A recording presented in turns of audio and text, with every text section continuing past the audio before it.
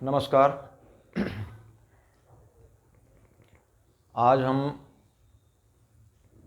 भस्त्रिका प्राणायाम पर बात करेंगे। भस्त्रिका प्राणायाम के बारे में घेरन संहिता में बताया गया है कि भस्त्रिका लोहकाराणाम यथा क्रमेण संभ्रमेत तथा वायुं च नासाभ्याम युवाभ्याम चालयेत् शनैः एवं विंशतिवारं च कृत्वा कुर्याच्च कुंभकं तदन्ते चालयेद्वायुं पूर्वोक्तं च यथा विधि। त्रिवारं साधयेदेनं भस्त्रिका कुंभकं सुधिः त्रिवारं साधयेदेनं भस्त्रिका कुंभकं सुधिः न च रोगो न च क्लेश आरोग्यम च दिने दिने। अर्थात जिस तरह से कुम्हार जो लोहार होता है, जो लोहे का काम करता है, उसकी धौंकनी जो होती है वो देखिए धीरे धीरे सांस भरता है, उसमें हवा भरती है और तेज से प्रेशर देकर छोड़ता है और अग्नि प्रज्वलित होती है और उसमें लोहा गर्म करके फिर उसको पीट के हथियार बनाता है। उसी तरह से भस्त्रिका प्राणायाम धीरे धीरे शनैः शनैः दिने दिने करते करते आदमी के कई रोग शरीर से खत्म हो जाते हैं, जिसमें वायु से संबंधित, वात से संबंधित, जैसे अस्थमा का अगर पहला चरण किसी को, पहला लक्षण दिखाई पड़ रहा है तो वहीं से रुक जाएगा और धीरे धीरे शनैः खत्म हो जाएगा, धीरे धीरे वो निरोगी हो जाएगा, अस्थमा छोड़ देगा उसे। पीनियल ग्लैंड और पिट्यूटरी ग्लैंड, थायराइड, पैराथायराइड, ये ग्रंथियां अगर मंद पड़ी हैं, कार्य कम कर रही हैं तो सुचारू रूप से काम करने लगेंगी। और जब आंतरिक ग्रंथियां, एंडोक्राइन ग्लैंड जिसको बोलते हैं, ये main gland, pituitary gland, pineal gland और पैराथायराइड, थायराइड, ये सब जब काम करने लगेंगी तो आदमी, आप देखेंगे मतलब इससे कितना लाभ है। तो आप लोग सब सुधी जन हैं, सब पढ़े लिखे हैं, तो कितने विशेष लाभ होते हैं इससे। रक्त स्वच्छ होगा, सांस पूरी, ऑक्सीजन की मात्रा आपके अंदर जाएगी, पूरी निकलेगी बाहर, जो जितनी गंदी हवा है वो निकलेगी बाहर, जो मल है अंदर वायु के रूप में वो निकल जाएगा और स्वच्छ हवा अंदर जाएगी, तो ऑटोमेटिक स्वस्थ होंगे आप। तो चलिए इसको करना बताता हूँ, किस तरह से करना है। पद्मासन, सिद्धासन, सुखासन, स्वातिकासन, अर्ध पद्मासन, जिसमें आपको सुख लगे, जिसमें आराम लगे उसमें बैठ जाइए। सुखासन में बैठ जाइए, सबसे अच्छा है। तो सबसे पहले करें क्या, अंगूठे से इस तरह से पहले दाहिना नासारंध्र, राइट नोजल बंद करिए और कम से कम 15 से 20 बार जिस स्पीड से सांस लेना है उसी स्पीड से छोड़ना है, बाएं नोजल से।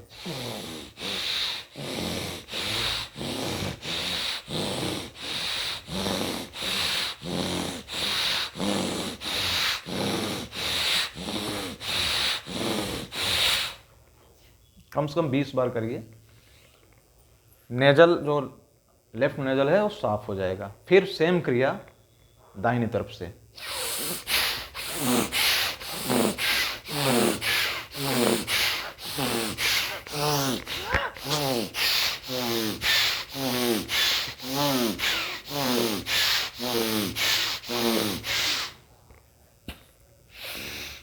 इस तरह से कम 20 बार दाहिनी नाक से और 20 बार बाईं नाक से करिए।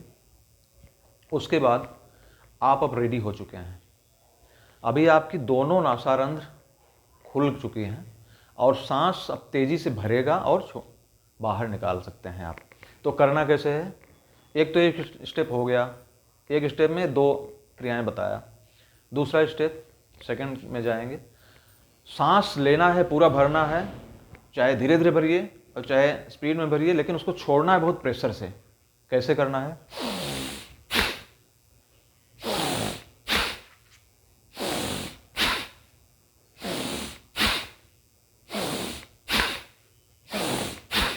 इस तरह से सांस मैं पूरा ले रहा हूँ और प्रेशर के साथ छोड़ रहा हूँ, पूरे प्रेशर के साथ। अब इसमें आपको क्या है, जब 10-15 बार करेंगे, 20 बार करेंगे तो ऐसा लगेगा चक्कर आ रहा है। तो क्या करना है, चक्कर आ रहा है तो बंद कर दीजिए, रुक जाइए, थोड़ी देर के रुक जाइए और लंबी सांस लीजिए।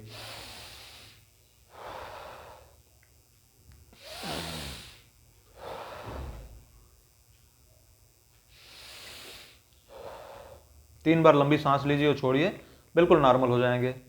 फिर करिए।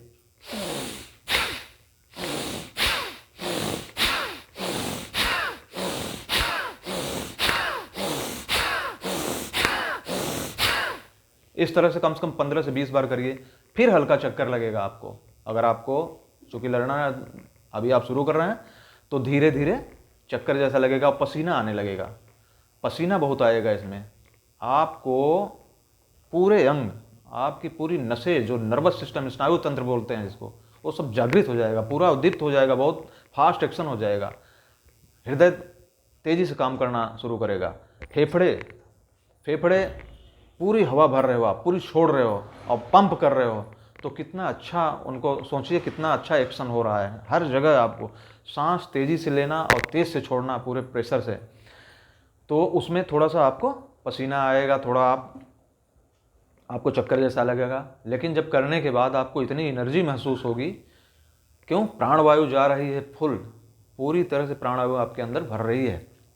तो चलिए, ये 2 एक्शन हो गया। तीसरा एक्शन, अब जितना तेज आप ले रहे हैं उतना तेज छोड़िए।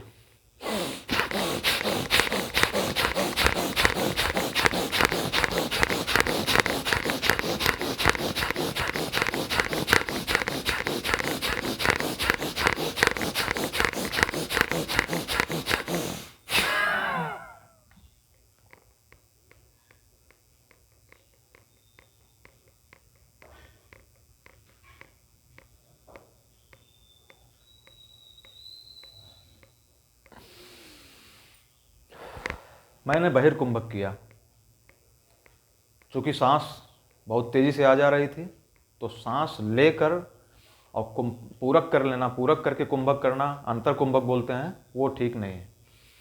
सांस को क्या करना है, पूरा निकाल दिया, उसके बाद बहिर्कुंभक लगाया।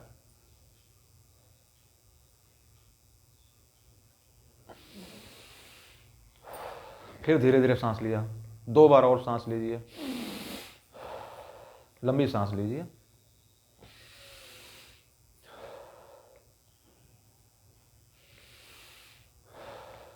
दो 3 बार आप सांस ले लीजिए। इससे लाभ बता देता हूँ, फिर एक एक्शन करना बताऊँगा। इससे तमाम तरह के लाभ हैं। शरीर के जितने विषैले तत्व, वो सब बाहर हो जाएंगे। उसके पश्चात फेफड़े बिल्कुल प्योर हो जाएंगे, शुद्ध हो जाएंगे।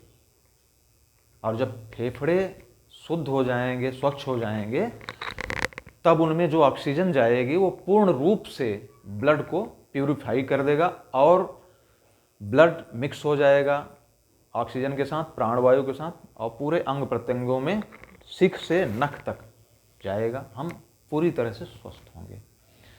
कंठ रोग, जितना गले का रोग है, जैसे ग्वाइटर वाइटर हो जाता है, वो नहीं होगा। थायराइड, पैराथायराइड, ये दोनों एक्शन में आ जाएंगी।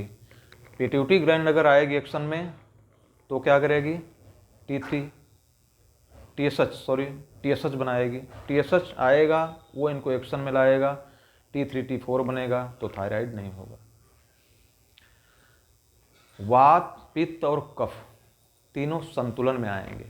उदर प्रदेश के, जो पेट के अंदर जितने भी अंतरंग हैं, जैसे यकृत, आग्नेयाशय, वृक्क, पित्ताशय और प्लीहा, इनकी क्रिया शक्ति बढ़ जाएगी। दूसरा, अस्थमा बताया ही था। साइनस का रोग खत्म हो जाएगा। साइनस कहाँ होता है, साइनस कपाल, खोपड़ी में छोटे छोटे कोष्ठक होते हैं, उनमें एयर आना जाना रहता है, एयर के उनके थ्रू आना जाना। नहीं तो आप जब साइनस हो जाता है तो रूसी होने लगती है, तमाम कपाल के ऊपर वाले रोग हो जाते हैं और बाल गिर जाते हैं।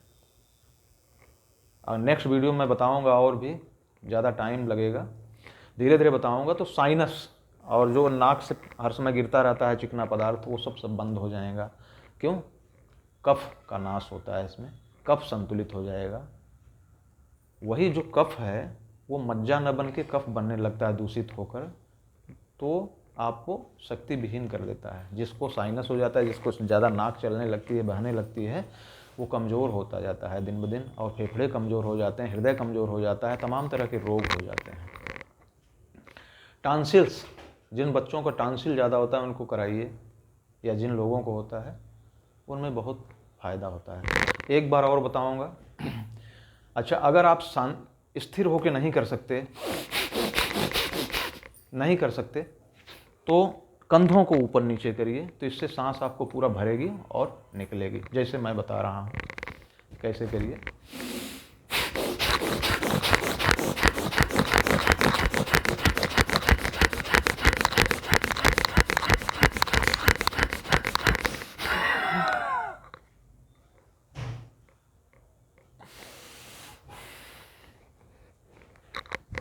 पसीना हो जाएगा, चक्कर आना धीरे धीरे बंद हो जाएगा। जितना आप करेंगे धीरे धीरे चक्कर आना बंद हो जाएगा।